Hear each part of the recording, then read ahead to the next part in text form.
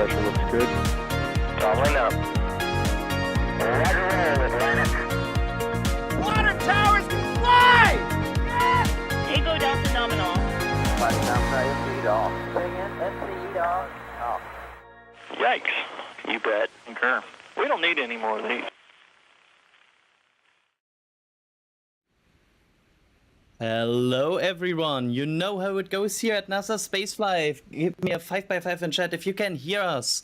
Welcome to our live coverage of today's Starlink 4-9 mission. You are looking, and I promise you it's there, at the historic Pad 39A at the Kennedy Space Center in Florida, where Falcon 9 is standing ahead of its next launch today.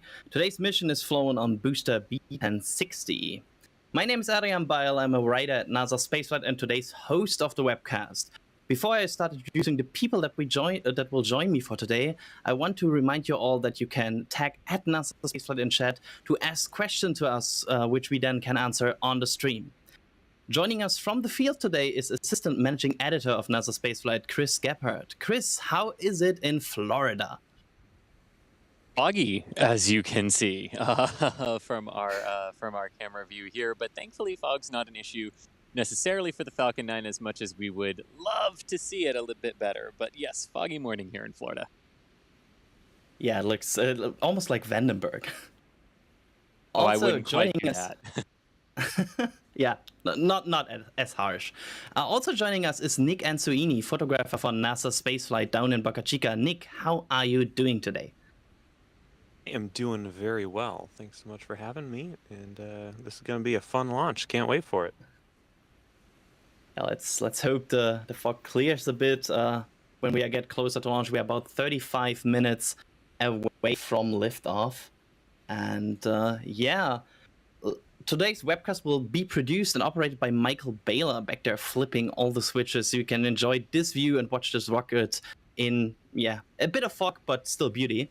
Let's talk about today's mission. So what is SpaceX launching today? Chris, do you mind if I throw it to you for a mission overview? Not at all. So this is the Starlink 4-9 mission from SpaceX, and they don't always fly in order. I think the last one we had was 4-11 that went from Vandenberg, and now we're over here on 4-9. So this mission is set to take 47 Starlink satellites into low Earth orbit. Liftoff is timed for an instantaneous window at 9:25 a.m. Eastern or 14:25 UTC. This mission will head southeast toward the Bahamas, where the instructions will be waiting to catch booster 1060. The payload fairings will be recovered by ship Doug, about 100 kilometers further downrange than the drone ship. The Starlink satellites are targeting an inclination of 53.2 degrees. That is orbital shell 4, as the name Starlink 4-9 indicates, for indicating that orbital shell. And they're going to be deployed slightly lower than the 4-11 ones were about a week ago. The 4-11s were put into about a 316 by 325 kilometer orbit, and this one is headed for a 307 by 313 kilometer orbit. And that reduction in the orbital height is what actually allows them to stick one more Starlink on, 47 instead of 46. So that is a good sort of indication of where we have. Of course, this is designed to build out the Starlink constellation with orbital shell number 4, specifically seeking to increase the bandwidth and lower the latency. The shell that is already operational. So if you have Starlink service, you're sort of operating off of shell 1 right now, while shell 4 is being filled out in earnest to sort of help with that lowering of latency and increase in user ability there. So that is what we have. That's the sort of quick and dirty of it. The second stage will do a dogleg maneuver after first stage separation to avoid direct overflight of the Bahamas. But in short, that is what our mission is today. Thank you. And also we got Musical Wolves here asking, is SpaceX trying to hide the 4 towers? No. There are no 4 towers at 39A, so that's not what they are doing today. But we will see if it clears closer to launch. I'm going to hit some questions here. We'll start with Bradley Heber asking, does launching from 39A cause work to stop for Starship build-out there? The answer is yes. So you cannot be working at Pad 39A when a rocket is lifting off the Falcon 9 has a roughly 1 mile, a little bit larger than that, blast danger area. So all of that has to be cleared for a Falcon 9 launch. Pad B, however, is just outside of a Falcon 9 danger zone. So work at Pad B does not necessarily have to stop if a Falcon 9 is going off of Pad A, but all Pad A work has to stop and the crew be and teams be evacuated from it. Yes. Yeah, and correct me if I'm wrong here, Nick, but it's always the same with Boca, with testing, that you'll have the situation where they kind of want to do infrastructure, kind of want to do testing and launching. So it's a nice little similarity, right? Absolutely. It's always a balance between testing and actual launches. Story of any spaceport's life.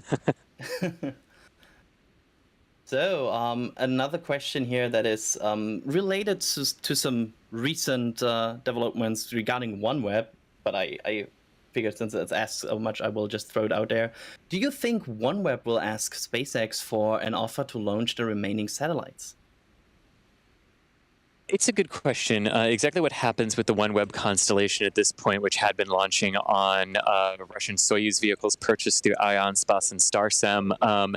Good question about what will happen with that. SpaceX has in the past said that they are open to launching competitor constellations like OneWeb, so we will definitely have to see. But one thing is sort of certain, and one thing that might play into the OneWeb decision, although it would certainly delay their liftoff and their cadence that they really wanted.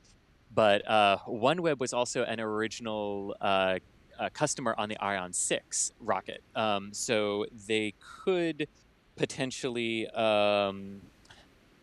they could actually, sorry, I totally lost my train of thought there. I'm sorry. It's a busy area with people walking by. Basically, it might slow down their cadence, but Ariane 6 was an option for OneWeb to begin with. So exactly what ESA will choose to do there, if they will choose to come to SpaceX and ask for if there are any slots available in their manifest for boosters, and then it would become a calculation of, balancing the Starlink launch rate with what a potential paying customer for another constellation would be. But there are options for OneWeb immediately. They're not launching on Russian rockets anymore, so we will have to wait and see sort of where we go. Gotcha. So, another question here is about the amount of satellites. Why only 47? I know you tackled that before, but there was also this time when we had launches of 60 Starlink satellites. So, yeah, how did that change over time? Just to recap. From my understanding, go ahead, Nick. Yeah.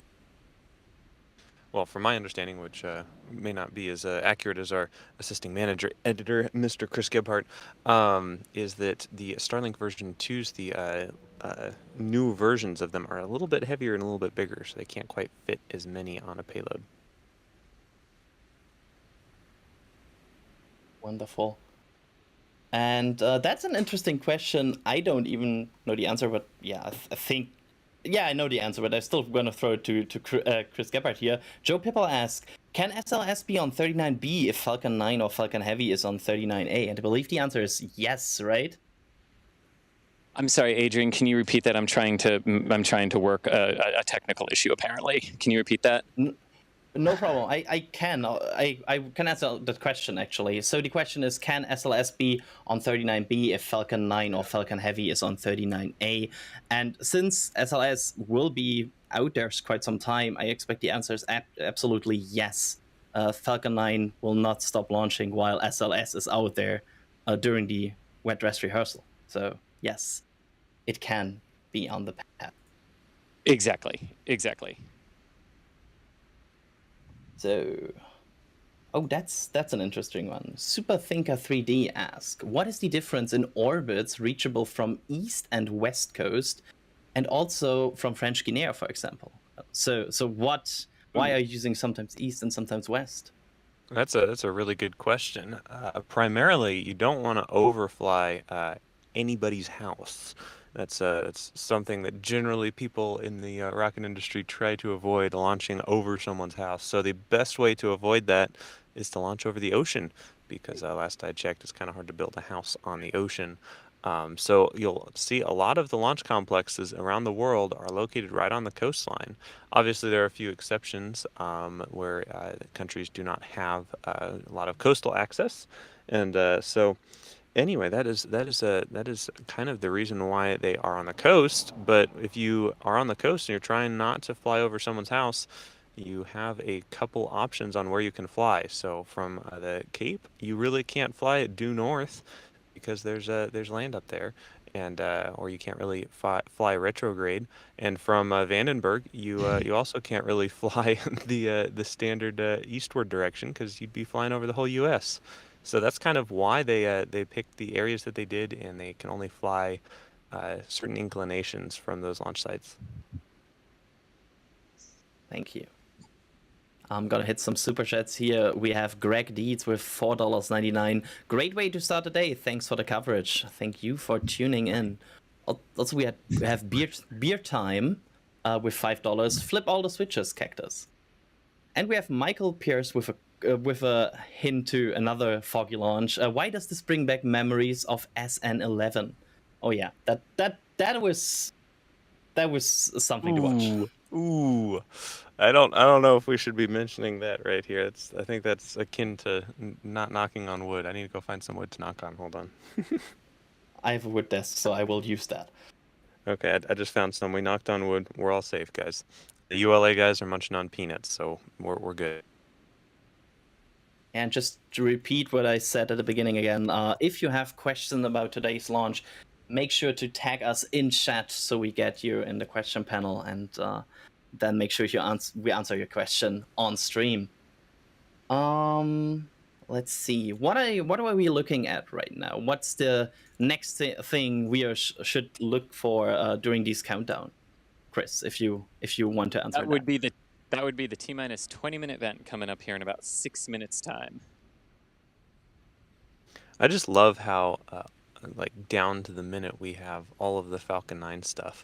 Obviously, it's been operational for many years, but it's kind of fun to compare a Falcon 9 launch with a Starship static fire or even a launch, because they're different every time. And poor Adrian's over there with his spreadsheets trying to keep track of everything. That's kind of nice to know. In exactly 6 minutes, we'll have a 20-minute vent, and if we don't, then that's not good stuff. No guessing. Yeah, sometimes I'm kind of glad that we don't need a spreadsheet for Falcon 9. It's a nice change in pace watching a launch. So absolutely. There's that. Verbalen, I'm sorry for how I pronounced your name, is asking, many security guards today, Chris? Question mark. Oh, so this is a question that one can only answer on base. So this is a question referring to the alligators, but can't see any because I'm not near water, so I can't answer that question today. So no security so far. But they're there. I can't. But I'm not near water, so I can't see them. So we also got a super check by Max B saying, thanks to you all for taking time to address war in Ukraine. I know politics isn't what this channel is about, but this is too important. You're all the best. Thank you for your donation. So Rogue Torque asks, how close to the launch can you actually get? What's the limit there? So for the general the limit is going to be basically like Playa Linda Jetty Park. If you want to pay the visitor center, you can get a little bit closer sometimes to the Saturn V Center. But in general, the closest people can get, so media can get about 3 miles from the pad, 5 kilometers at the press site at Kennedy, and people can be closer to a Falcon 9. It's about 1 mile to 1.5 miles that you have to be away from the Falcon 9 as the closest anyone can be.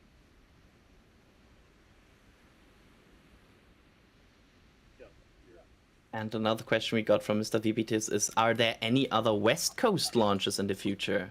And the answer, I think, is yes, plenty. Not only including Starlink launches, which we will see in the future, but also other payloads like Sarah and some defense payloads from Falcon 9, right? That's correct. Yeah, there's quite a bit coming up on the manifest here this year. Yeah. Carson Reed asks, once Starship starts launching from Florida, do you think SpaceX will continue to launch Falcon Heavy? For a while, yes, because the Falcon Heavy is certified for the critical Department of Defense and Space Force payloads. So they're not going to get rid of Falcon 9 and Falcon Heavy as soon as Starship comes online, right? There are other realities that they have to deal with in terms of the payloads and getting that system certified for some things that they need. And of course, with the Falcon 9 as well, it's our crew launch vehicle right now. So until NASA would get comfortable with it doing crew flights to the ISS, which might not be the best idea, given its size, Falcon and Dragon aren't going anywhere for a while, even with Starship in development, yeah. Yeah, I just really hope they don't stop the Falcon 9 flights anytime soon, because I still haven't seen one, and I really want to see one of those parallel landings. That would be really cool.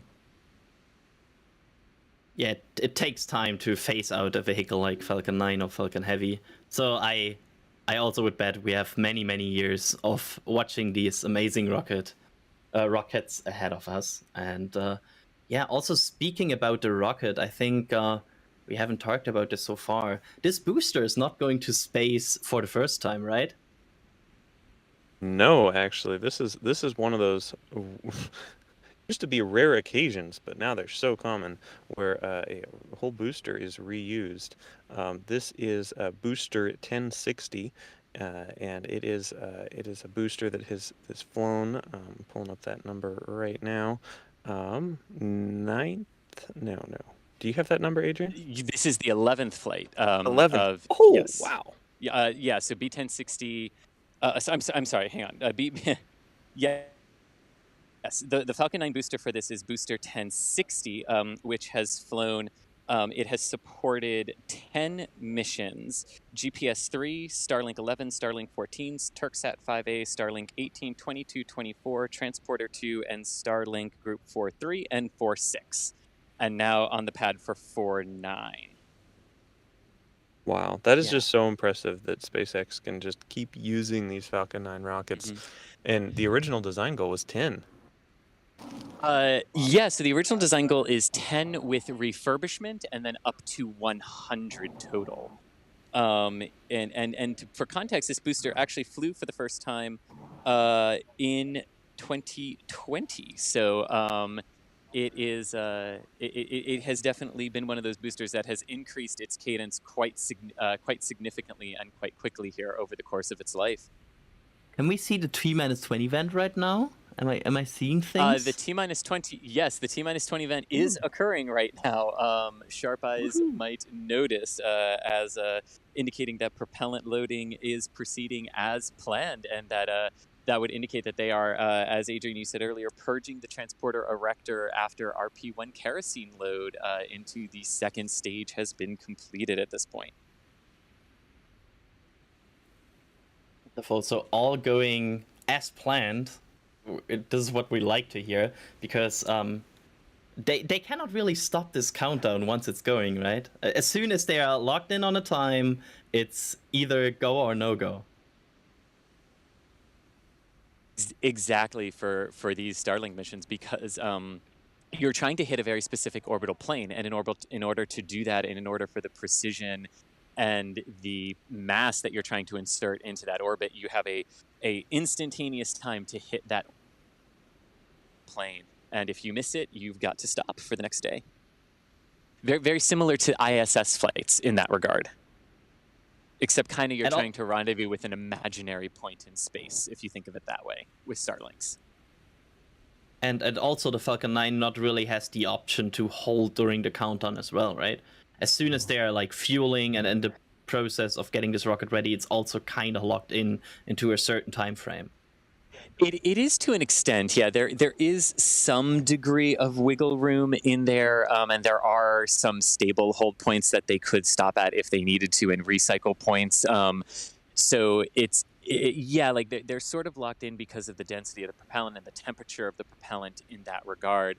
But because of the versatility of the system, it's also possible to get into a situation where if your window is long enough, you might not have to fully detank the vehicle, but even if you had to detank the vehicle, you might be able to again, which they've done in the past, actually, but not for instantaneous windows, I'm afraid. Thank you. Gonna hit some super chats here. Cavalier 60 with 4.99. Thank you to everyone on your stream for all the insight for us novice space fans.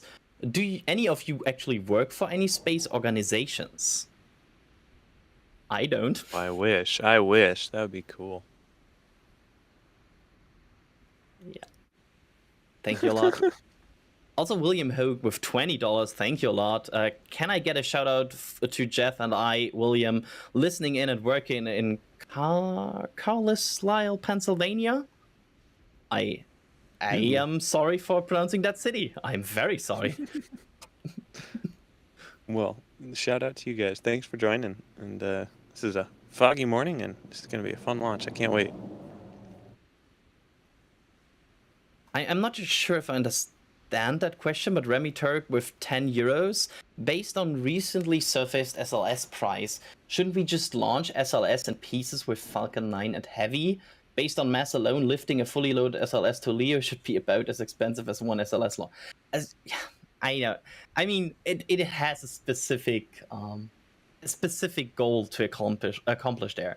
So and then you would still need to assemble. Yeah, I mean, the price tag of SLS is sort of that thing where, you know, not to overlook it. It sort of is what it is. One thing that I would say is that, you know, we always talk in terms about what a Falcon 9 launch is, what a Falcon Heavy launch is, but a lot of the numbers that you see for SLS and Orion are including their development costs because they haven't flown yet, right? So, you know, I would always be careful when I see number comparison and try and dig down to, is this an actual comparison between what the flight cost, or are we including other things in that number, which a lot of the numbers we hear for SLS do include that number. So, but yes, I mean, the program has been expensive to date. There is no getting around that, definitely. Yeah. But I think we're all very excited to see it roll out on March 17th and start its sweat dress rehearsal and then take to the skies this summer. 100%. Absolutely. I know. Wait. I can't wait to see the orange magnificence rolling out of the VAB. Yes. Yeah, I'm known for having a fable for orange rockets, so yeah, looking forward for that particular one. It's not a Delta for Heavy, but it's almost as preferred by me. So yeah, looking forward for SLS. I think we answered this before briefly, but just to recap again, L. Ecker asked, what is the trajectory of the launch today? Yes. So the trajectory of this launch is southerly, not as southerly as some of the other ones have been. This one isn't going between Florida and the Bahamas, but it's going just to the north of the Bahamas. So it'll arc out to the south here from Kennedy. And then after stage separation, the second stage will do a dogleg maneuver to orient itself to achieve the proper 53.2 degree inclination orbit. And then the drone ship will catch the booster just to the northeastern side of the Bahamas. These dogleg maneuvers are just so impressive to me. Like, how anyone figures those out is just beyond me. Oh, wow, yeah, we're going to fly over here and then turn halfway through and go a different way. That's kind of cool. In general, rocket trajectories are... It's made magic for me. Jelly Verbalin asks, has this booster flown on both coasts or only in Florida? Only Florida. Ooh. Yes. One of the boosters that at this point the higher flight rate boosters are almost yeah, there's a few of them which already made it to both coasts, right? So it's always interesting when there's one that is just launching from the Cape. And it is indeed. It is indeed. Yeah. Also, Rough Riders Show asks, with 999 attached, what point in the countdown can Falcon hold? T-15 or so? Also unrelated, but Nick, ready for the Apple event on March 8th? Oh boy. Well, I don't know about the holds. I think that's an Adrian or Chris question, but the Apple event on March 8th, I just saw that on my Twitter feed this morning. So I'm very much ready for that Apple event. So the question was the stable hold points. They have stable hold points around the 12 or 13-minute mark that they can recycle to if they need to. And then other points where they would look to stop if they needed to would be before stage 2 LOX loading. Liquid oxygen loading is LOX. Liquid oxygen is LOX, by the way. But in theory, they could abort at basically every second, right? But then they would need to make sure it's in a stable configuration again. That is correct, yes. So... Very cool. Oh, that's a... Huh. Did you see the one from Musical Wolves?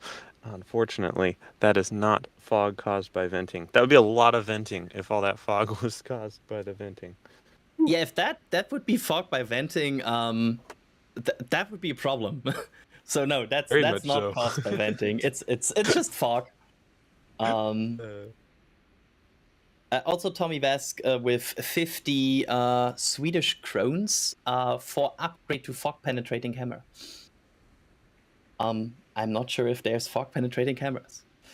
Well, I believe if there were one, I'm sure that we'll need to use that, because we have had fog down in Starbase too for the past couple of weeks, and my goodness, I'd love a fog penetrating camera. Stephen Clark asks, knowing that an additional booster is needed on the west coast, is it possible to launch from the east to deliver payload to orbit and then land in the west? No. And here's why, and I throw it over to you guys. Definitely. Yeah. I liked that throw, Adrian. You not do that with a booster because it would be orbital at that point. And even if you technically put it on a suborbital trajectory, you're talking orbital velocities at that point. And everything would have to survive a return from orbit to land on the west coast if you launched it from the east coast. So one of the really cool things about it's a space, thermal, yeah. Yeah. To get to space, you just have to go up, but to stay in space, you have to go sideways really fast. And so the booster really just pretty much in all relative purposes, it just goes up and then comes right back down. It doesn't go sideways all that much. It goes a little bit, but not all that much. And it's that second stage that really goes fast sideways to stay in orbit.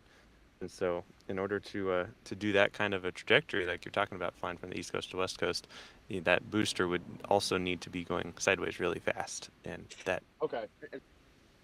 Indeed. And actually one thing to look for today as the liftoff occurs is, when landing is happening and the second stage is continuing onto orbit, look at the velocity differences between the two, and you can really see how slower that first stage is going as it comes back into the atmosphere. But if you to do what you were doing, it would have to, but the question is asking, it would have to be going at orbital velocity. So a good way to pay attention to that today, watching those velocity differences between the two stages.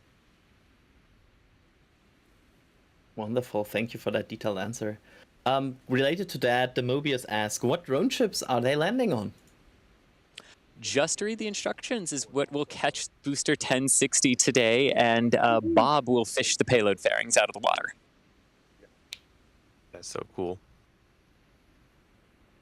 Indeed, and that drone ship is about 640 kilometers downrange in the Bahamas waiting for the booster, and Bob will be about 100 kilometers further downrange waiting to catch those payload. Waiting to retrieve the payload. Wow, that's really interesting. About 100 kilometers further downrange, because the staging and the fairing deploy are fairly close to each other in the launch timeline, right? Yes, they are. A good indication of how quickly your ground track can change when you're accelerating like that. Definitely, that's cool. It's kind of like when you're in KSP and when you're close to getting your rocket orbital, at the end, the point where you would go down, it is changing drastically at the end. So it's kind of a good way to visualize this and understand how drastically it changes at the end of the burn, or when you're getting closer to orbital injection. Another question that is kind of related to a question we just talked about is by Jonas Redman. How do you transport those big boosters from one coast to the other? Any picture of that available? Oh, yeah, there are of Falcon Yep. 9s coming across the country. They take them by semi. They're put onto transporters, and they are hauled across the country under security escort by semi. Yeah, over if they're new boosters, they're taken to McGregor first for static fire acceptance testing, and then moved to their first launch site. And if they're just moving them from Florida to California, they just get on. They just get on those trucks and are towed under security escort. And you can sometimes see them stopped at rest areas too. Although the next question is going to be, no, they do not publish the route or when they leave. Aw. That would be kind of cool though, just on a family vacation and just, fill up for gas next to a booster. That's kind of cool. Part of the reason why Right. the Falcon 9 is the dimensions that it is because that's basically the maximum dimensions you can have and still make the trek from Hawthorne, California, down to McGregor and then over to Florida via the U.S. highway system. Indeed, the Falcon 9 is sized for the U.S. highway system in much the same way that the SLS's solid rocket boosters are sized for trains and the mountain tunnels that they have to go through as they come from Utah to here. I just imagine right now being like the truck driver that drives this rocket around and then just stopping at a gas station and getting something to eat while you're just casually driving a rocket around through country. I love that image in my head, and it's making me giggle right now. Right? It's a good image. David Kerr with $10, and I think a question for Chris. How far from the coast are you able to see a launch on average? Say if I was at Myrtle Beach, would I see any of it?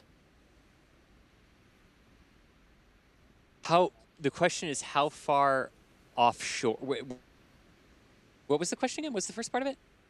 How far from the coast are you able to see a launch on average? Okay. Oh, so okay. So that kind of depends a little bit on exactly what the question is asking, because a good chunk of Central Florida, a good chunk of Florida can see them on good weather days, but of course this is very weather dependent for where you are. And then depending on the trajectory too, you can also sometimes see the second stage burn. Like if it's at night, your viewing options are a little different, but it ultimately just comes down to your weather conditions and where you are. So if you're somewhere in Florida, like in the peninsular part of Florida, especially like Daytona Beach, St. Augustine South, you probably have a decent shot of seeing it today. But during first stage flight, but that answer would sort of differ based on time of day, weather conditions, and which rocket it is actually. Yeah, so for example, today some views are a bit influenced by fog. Would some rockets be easier to see, Chris? I know lots of different rockets launch out of Florida. Mm-hmm. Are there some that are easier Yes. to see just with their trails? That's a great question. Yes, some are far easier to see with their trails. So take, for example, earlier this week we had the Atlas V launch, and with the GOES-T weather satellite, and that one would have been far easier to pick out with the naked eye than a Falcon 9 because the solid rocket boosters leave a very thick contrail behind them that you can follow very, very easily, whereas the Falcon 9s don't leave a complete contrail. They only sort of leave a contrail when they get to the part of the atmosphere about 11 kilometers up or 33,000 feet where the contrail exhaust starts to condense because of the temperature of the upper atmosphere, and you can kind of see it very clearly for that, but it only lasts a few seconds for liquid fueled rockets like the Falcon. Question that I can take, actually. Ben Glasgow asking, can the UK see SpaceX launches? So I cannot completely speak for the UK, but while you, of course, cannot see the booster because it's going away way before it's anywhere close to Europe, you sometimes can see A, the second stage, or B, the payload. For example, like Starlink payloads flying above you. So after the launch is complete, though, right, Adrian? Yes. So you cannot see during the launch, but A, you can sometimes see it if you're lucky with some missions second stage burn. If they burn again and it's luckily above Europe, that sometimes happens. Or again, if the payload, for example, Starlink satellites, are visible in certain daylight conditions, you can see them as well. It's basically the best way to see a space flight from Central Europe and UK, because otherwise you can't see it. Indeed. And Adrian, we are just a couple minutes away from the anticipated liftoff here, so I am going to hop off comms for a track. Go ahead, and good luck with the track. Best of Thank you success, much. Chris. And I Wow. will hit some super chats here before we reach T0, if that's okay. Yes, we got 2 minutes. Let's go. Yeah, we have Mike Kretsch joining the Padrat members. Thank you for joining that. Also, David Kerr with the same tier. Thank you for joining. And Jay Gunpla with $5. With the possibility of Russians pulling out of ISS with the current conflict, would it be possible to upgrade Dragon to provide reboost capabilities? We talked about this on the little recent NSF Live, but basically there are other vehicles like Cygnus or, for example, Starliner who could provide that capability. So that's more likely. Yep, it'll be interesting to see what they do for sure. Yes, and we are just 1 minute away from a Falcon 9 launch. Let me just say that's a beautiful view that SpaceX has there. Yeah, sadly none of the other and Falcon 9 is in startup now. Sadly, none of the other views available that would show us a bit more about the Starship area of 39A. So that's not visible there yet, but maybe later in the week you might see some views of that again. Hint, hint. So yeah, 20 seconds to go. We are go for launch. Of course, I will be quiet at this point as soon as the sound arrives, so we can hear this rocket lift off. So good luck, Starlink. Good luck, B1060. Go SpaceX, go Falcon 9, go Starlink.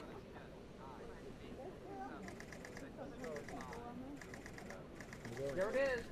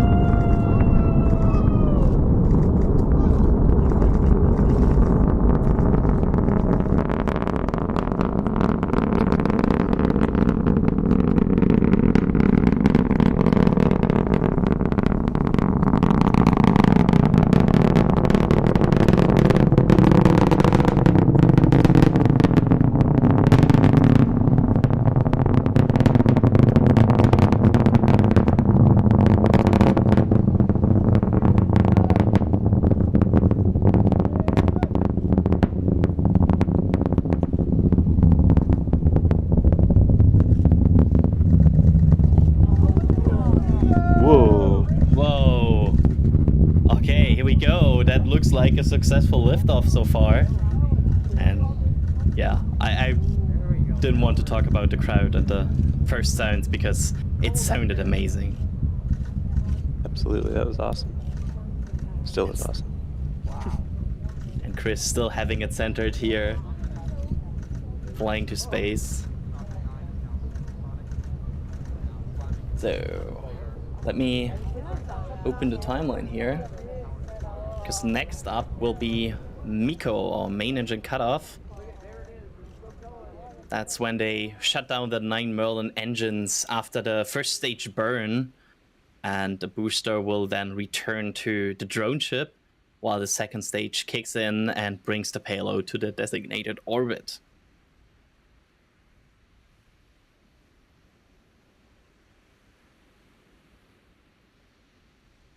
I love how you can watch the exhaust plume expand as it gets altitude. So cool. Yeah. MECO said in about 30 seconds we will see the booster detach. So watch for that.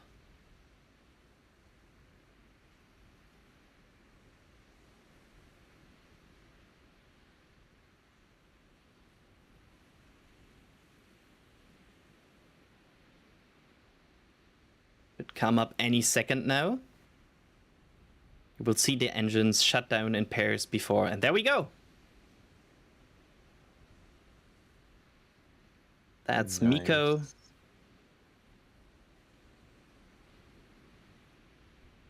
And there's the ignition of the Merlin vacuum engine. A wonderfully impressive climb out from Kennedy here. Yeah, that looked good. The engines in the fog look kind of really cool, I feel. It did. It was a nice liftoff visual, and as soon as it cleared, I mean, it was a nice, really good, clear shot that I had of it going up. Really, really nice liftoff here. Yeah. And of course, we were talking. I just want to highlight that question. Look at about this. Can't they land on the West Coast? And we were talking about the velocity that you would need. You know, if you see the first stage over here is about at 7,200 kilometers per hour and dropping, and the second stage is still increasing. So, you know, when we were talking about that velocity, you can see how much the first stage does. But orbital velocity is around 27,000 kilometers per hour. So you can see how much the second stage is left to do with the Falcon 9 to get a payload into orbit from where the first stage drops it off. Yeah. It adds so much horizontal velocity by this one single engine. Now that it's kind of freed from all the aerodynamics it needs to fight and everything. It's doing the majority of the push work. Or of the speed, I should say. So at this point, the booster reached apogee, and next up would be the entry burn, where it tries to, fight fire with fire is how we call it, right? Yes, indeed. And you can see it's up at about 133 kilometers right now. And that entry burn is going to happen around the 65-ish kilometer mark.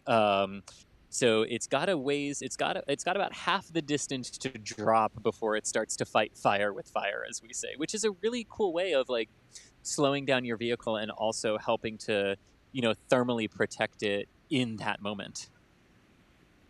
Yeah, it also always looks really cool, and it's always this. I have always this feel of it looks kind of scary because it's sometimes really shaking a bit during that, but it's just so cool, and it's such an admirable.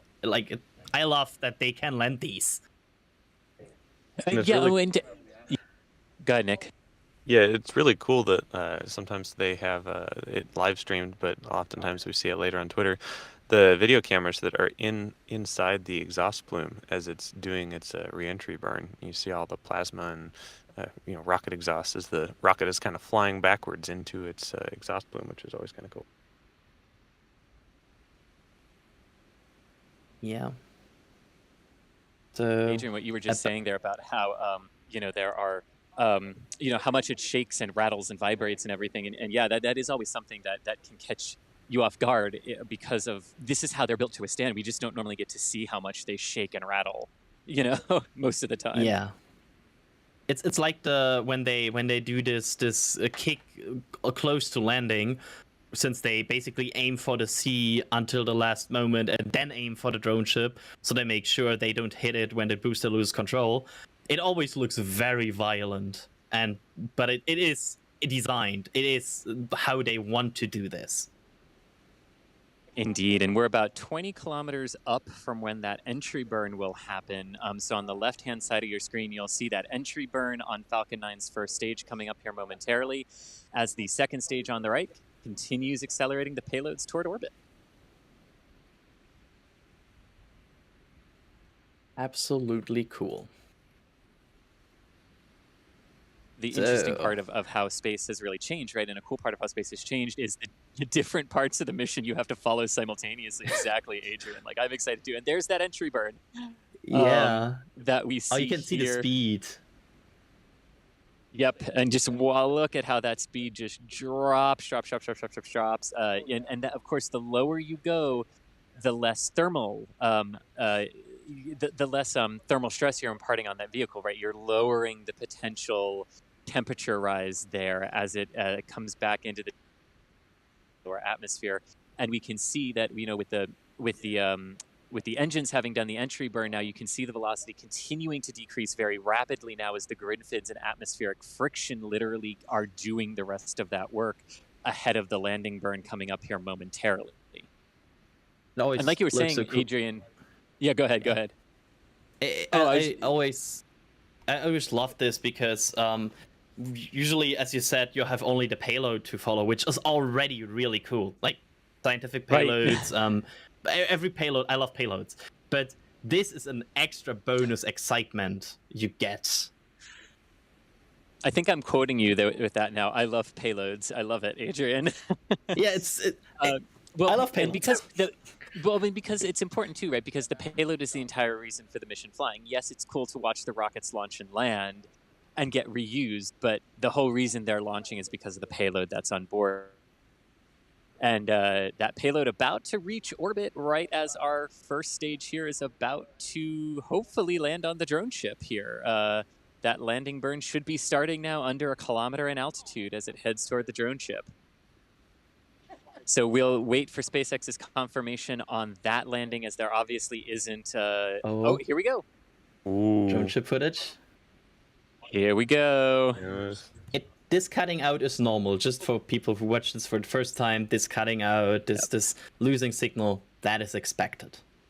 And also we have Seco 1. Yes, indeed. That is awesome.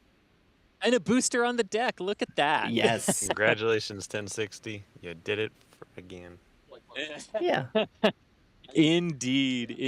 You know, it is very interesting to sit and talk about the fact that this, you know, of how many times this booster has flown, you know, with, and how just routine becoming to sound. And routine is sort of an evil word that we don't like to talk about a lot in spaceflight because we don't like to get complacent with anything, but, you know... I think we kind of lost you there, Chris. Because of what it means for the booster's ability to launch another payload. Ah, there we go. Yeah. So at this point, that's the Starlink mission for today. Looked like picture perfect everything. I'm gonna hit one last super chat here. Elisa Priel, happy to be able to spend another birthday with NSF and a SpaceX launch. Elisa, happy birthday. Oh, and I also want to shout out a happy birthday to Dr. Holly, who mentioned that it was her birthday today. And Dr. Holly shows a lot of these launches and space events to her students. So happy birthday, Dr. Holly, if you're still watching. Yeah, happy birthday as well. Are we gonna have to sing? Because I can't sing. No, we're not singing. Okay, good. But a very successful launch, wasn't it, Adrian? A good launch of the Starlink 4-9 mission, 47 Starlinks in an initial orbit. There was a little bit more to the flight and going south, so we'll wait and expect a confirmation from SpaceX on social media in about an hour to an hour and a half when they can confirm payload separation over ground station. Yes, absolutely. And yeah, but so far looks good. Let's hope the rest of the mission goes as good as the first part. Let's go around everybody here again, just to close this out. Thanks to Chris. Chris was in the field today. Yeah, thanks for bringing us these views, Chris, and these amazing tracking shots. My pleasure. It was always good when we can get a rocket off the ground and have a nice view of DAS's favorite view, an empty launch pad. There you go, Das. Also with us today was Nick Ansoini. Nick, thanks for joining us for commentary today. Yeah, thanks so much for having me, and always good to see a rocket launch. Sure wish it would happen down here in Boca Chica soon. I think it will. I think there are plans for that, yes. Also with us in the background, pulling all the levers, making sure everything works, Michael Baylor. Thanks, Michael, for being here. And I was your host for today. My name is Adrian Bile. And yeah, that's the mission for today. Thanks for being with us for this cool launch, and we all see you next time. Bye-bye.